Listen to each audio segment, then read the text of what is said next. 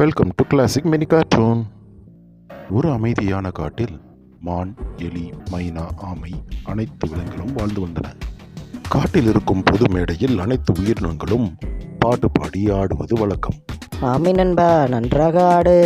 நண்பர்களே, பக்கத்தில் இருக்கும் விளைநிலத்தில் ஏகப்பட்ட உணவுகள் இருக்கின்றது. என்னுடன் வருபவர்களை நான் அங்கு அழைத்துச் செல்கிறேன். நாம் மிகவும் சிறப்பாக உணவருந்தி விட்டு வரலாம். என்ன மைனாவே, உனக்கு என்னுடன் வர சம்மதமா? அங்கு சென்றால் நாம் இருவருக்கும் விருந்துதான். மிகவும் சுவையான உணவுகள் அங்கு கொட்டி கிடக்கும். அதனை எண்ணும் போது எனக்கு இப்பவே நாக்கில் எச்சி ஊறுகிறது. எனக்கு ஒன்றும் அப்படி எச்சில் ஊறவில்லை. ஆனால் எனது நண்பன் கேட்டு வரமாட்டேன் என்று கூறுவேனா?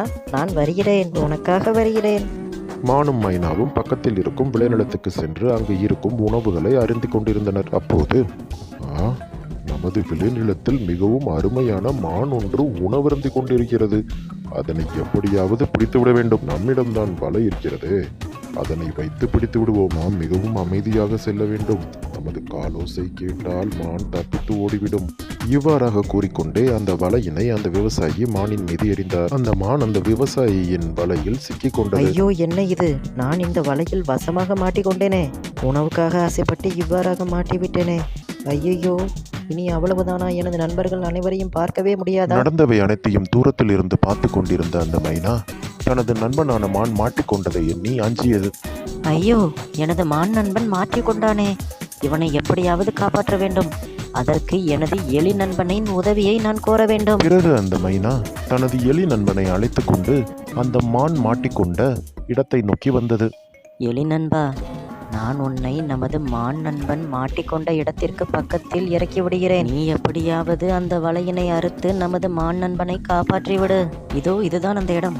பிறகு அந்த எலி மெதுவாக நடந்து சென்று அந்த மான் மாட்டிக்கொண்ட வலையினை கடித்து அந்த மானை காப்பாற்றியது. எலி நண்பா, என்னை காப்பாற்றியதற்கு மிகவும் நன்றி. ஐயோ, அந்த விவசாயி வந்து விட்டார். நாம் வேகமாக சென்று அவரிடமிருந்து தப்பிக்க வேண்டும். மான் நண்பா, வேகமாக ஓடு, நாம் தப்பித்து விடலாம். தப்பித்து வந்த அந்த மான் தனது நண்பர்களிடம் நடந்தவை அனைத்தையும் கூறியது. நண்பர்களே, இனிமேல் நாம் தெரியாத இடத்திற்கு போகவே கூடாது. ஆம் குழந்தை நண்பர்களே, தெரியாத இடத்திற்கு நீங்களும் போக மாட்டீங்க தானே?